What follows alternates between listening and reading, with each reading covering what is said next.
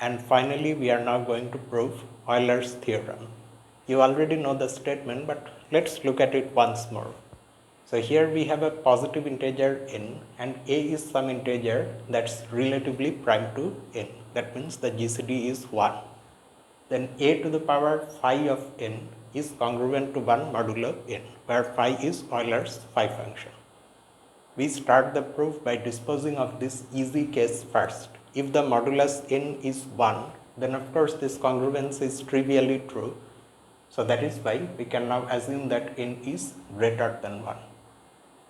Let a1, a2, etc., a phi of n be the positive integers which are less than n and relatively prime to n.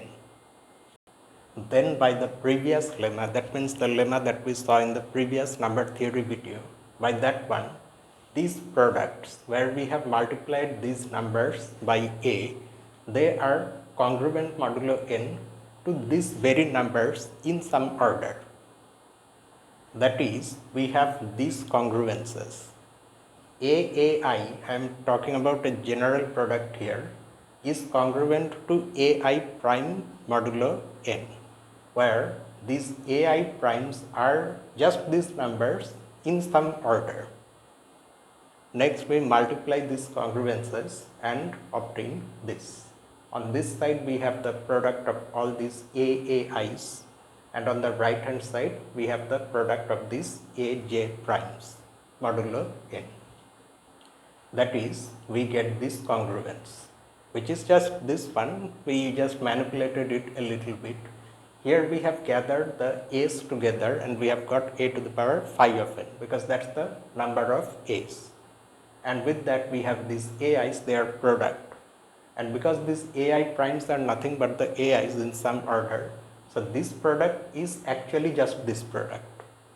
Now we are almost there. We just have to cancel these two things which are the same thing, but can we cancel? Now this is something we know about the AIs, right? Because according to our choice, these AIs are precisely the numbers less than n and relatively prime to n. So they are all relatively prime to n. So because they are relatively prime to n, so by the lemma preceding theorem 7.2, you go back and see what it was. Their product will also be relatively prime to n. That means what we want to cancel from both sides of this congruence is actually co-prime or relatively prime to the modulus. So you can cancel. And doing the cancellation, of course, this is what you get, and here the proof ends. Now before we see an example which illustrates this proof, let me talk a little bit about a second proof of this same theorem which uses group theory. And it actually instantly gives us Euler's theorem. That's the power of algebra. But anyway, it's not exactly suitable for elementary number theory. If you are not familiar with group theory, then you can skip ahead and see that example. The group theoretic proof starts by considering this group. Let G be the group of all integers modulo n which are relatively prime to n, and the binary operation is multiplication modulo n. This sentence often causes confusion. The source of confusion is this term integers modulo n. The elements of this group are not integers, okay? For example, if your n is 4, then there are two elements in the group, 1 bar and 3 bar. These are not numbers, rather these are sets of integers, or more accurately, congruence classes modulo 4. Namely, those congruence classes in which the elements are all relatively prime to 4, relatively prime to the modulus. The congruence class 1 bar consists of all the integers of the form 4k plus 1, where k is some integer. These are precisely the numbers which are congruent to 1 modulo 4. Similarly, this is the set of those integers which are congruent to 3 modulo 4. And these are all, any integer you choose from this set or from this set, they are all relatively prime to the modulus 4. And multiplication modulo 4, well, it's a binary operation. You already know, I mean, those of you who know about these things, they already know what the definition of this binary operation is. That's not the point. Now the point is, how does this give us Euler's theorem? Let's choose a specific value for our integer a. That general a we have in the theorem, in this case say a is 15. 15 is relatively prime to the modulus 4, okay. Now next what we do, we consider this 15 bar. What is this 15 bar actually? This 15 bar, just like this sets, is precisely the set of those integers which are congruent to 15 modulo 4.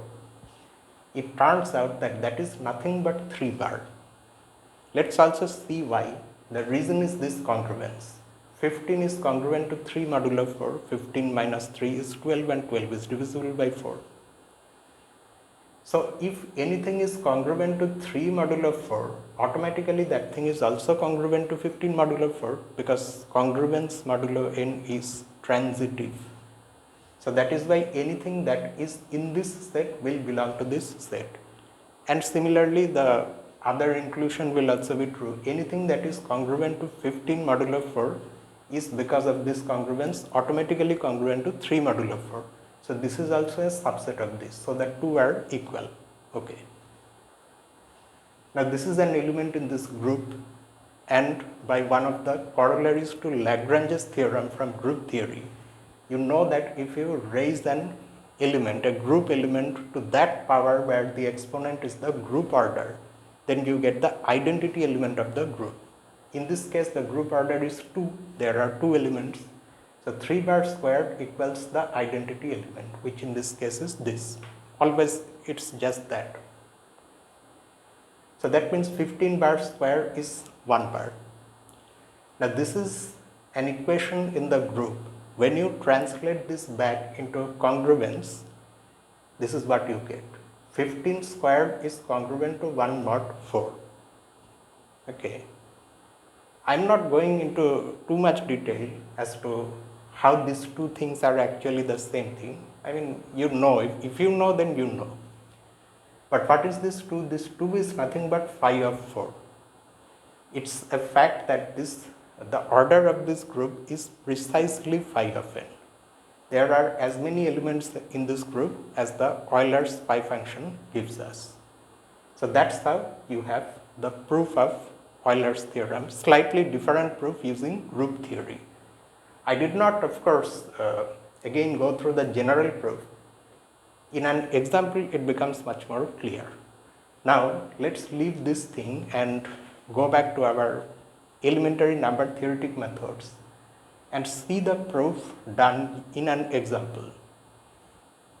To illustrate original Euler's proof, using an example, say we have chosen the modulus 9. N is 9. And let the integer a be minus 4. There is no restriction that a has to be positive, a can be negative also. It just has to be relatively prime to the modulus, which it is in this case. Now next what do we do? What did we do in the proof? We started the proof by considering all the positive integers less than the modulus and relatively prime to 8. The modulus is 9 in this case, so these are precisely those integers. 1, 2, 4, 5, 7 and 8. They are precisely the positive integers less than 9 and relatively prime to 9. So these are those AIs, A1, A2, those things. Now next you consider the numbers AI. A in this case is minus 4 and these are the AIs. So those products are these numbers, minus 4, minus 8, minus 16, minus 20, minus 28 and minus 32. And as that result tells us, that lemma we saw in the previous video, these numbers will just be congruent modulo 9 to these numbers in some order. You can see for yourself here what are the numbers 1, 2, 4, 5, 7 and 8. You see 1, 2, 4, 5, 7 and 8. So again, as in the proof, you multiply these congruences and gather all the minus 4s together. There are 6 congruences, so minus 4 to the power 6 times these numbers, and on the right hand side also actually those numbers have appeared, those precise numbers, but in another order. Does not matter. After all, this product is equal to this product, and because each number here is relatively prime to 9, so the product is also relatively prime to 9. So you can cancel it from both sides, obtaining this congruence. And this 6 is nothing but phi of 9. So that's how you get Euler's theorem in a specific example. Euler's theorem has many applications. One of them is reducing large powers modulo some positive integer, and this technique can itself be used to answer some questions. For example, say we consider this example 7-2. Suppose we want the last two digits in the decimal representation of this power of 3, where the exponent is 256.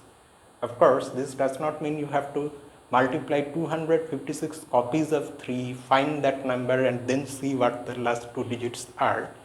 So let's see what we can do with Euler's theorem. Now before we start our calculation, our thing here, let's consider this arbitrary number, something 1321568. This is congruent to 68 modulo 100. Why?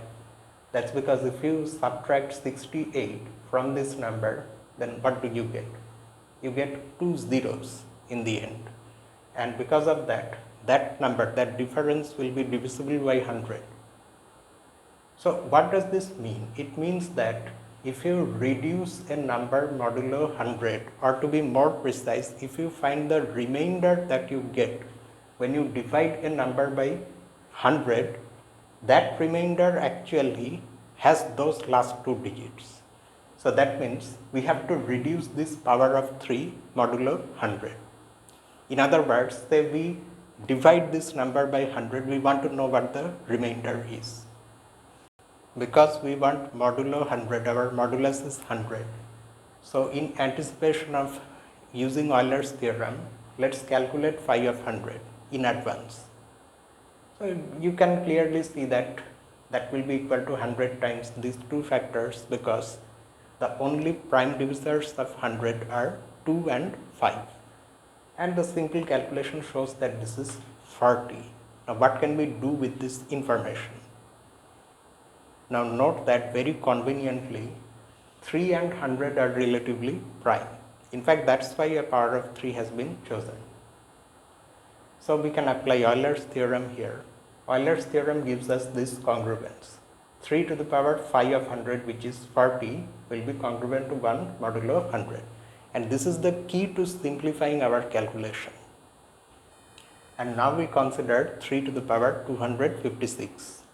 It turns out that 256 is 40 times 6 plus 16. So by rules of exponents, you can break this down like this. The sixth power of 3 to the power 40 times 3 to the power 16. Because this part is congruent to 1 modulo 100. So you can replace this by 1 using properties of congruence. So ultimately you get 3 to the power 16 modulo 100. We still need more simplification, but this much is actually quite a simplification. It's a drastic simplification. This last part of the calculation is not very beautiful, and it's also not necessary that you have to do it exactly like this. The author has done it this way. So what he did, he first raised 3 to the 4th power, which is just 81, and still you will have 4 because 4 times 4 is 16, and then it turns out that 81 is congruent to minus 19 modulo 100. So that has been used. So the 4th power of 81 will be congruent to the 4th power of minus 19. And then he raised minus 19 to the 2nd power, that means has taken its square. That is 361. Still you will have a 2 here because 2 times 2 is 4. Now 361 of course is congruent to 61 modulo 100. You just have to choose the last 2 digits, which is why we are doing all these things. So you get 61 square, and then it has to be calculated actually. And it turns out that this square is congruent to 21 modulo 100. So this gigantic number, I don't have any idea how large it will be, but whatever it is, it will have this two last two digits in this order 2 and 1.